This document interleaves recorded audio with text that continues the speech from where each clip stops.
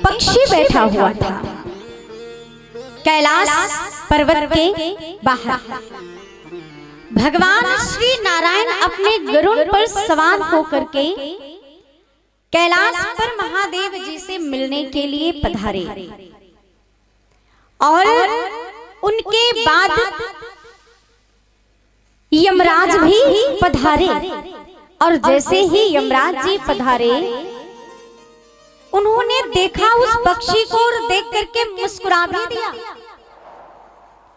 अच्छा, वो जो पक्षी बैठा था वो चिंता में पड़ गया कि ये जो यमराज जी गए हैं तो इन्होंने देखा वो तो ठीक था, लेकिन ये हंसे क्यों, ये बात समझ में नहीं आई। जब गरुड़ राज बाहर निकले तो उस पक्षी ने पूछा, कहा कि जरा बताओ तो सही, ये जो धर्मराज थे, यमराज जो आए, इन्होंने मुझे देखा और देख करके मुस्कुराया क्यों, मुझे ये समझ में नहीं आया। आखिर में हंसने की बात क्या थी? तो गरुड़ ने कहा कि तुम्हारे मन में क्या बात आई, तुम ही बता दो। तो उस पक्षी ने कहा, मुझे लगता है कि मेरी मृत्यु नजदीक आ गई है, इसीलिए धर्मराज हंसकर चले गए। आज उन्होंने कहा, अच्छा ऐसी बात है? तो बोले हाँ। बोले सुनो, हम एक काम करते हैं। क्या करना?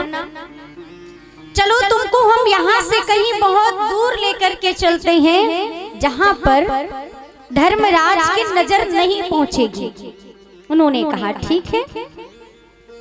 गरुड़ ने आज उनको पकड़ा और 7 समंदर पार ले जाकर के छोड़ आए और वापस आ गए।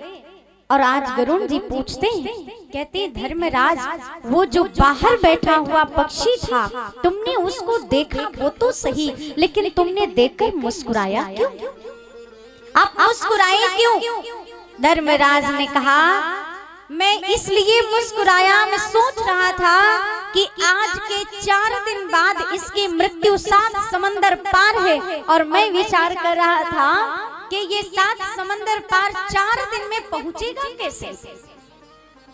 वहां एक बिल्ली है और उसके हाथों इसकी मृत्यु होनी है।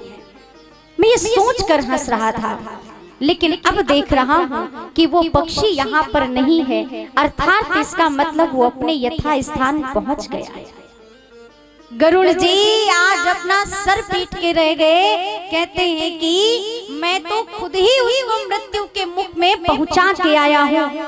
अरे महाराज, मृत्यु जहाँ होनी होती है वो व्यक्ति, वो जीव वहाँ पहुँच ही जाता है, उसको कोई बचा नहीं सकता है।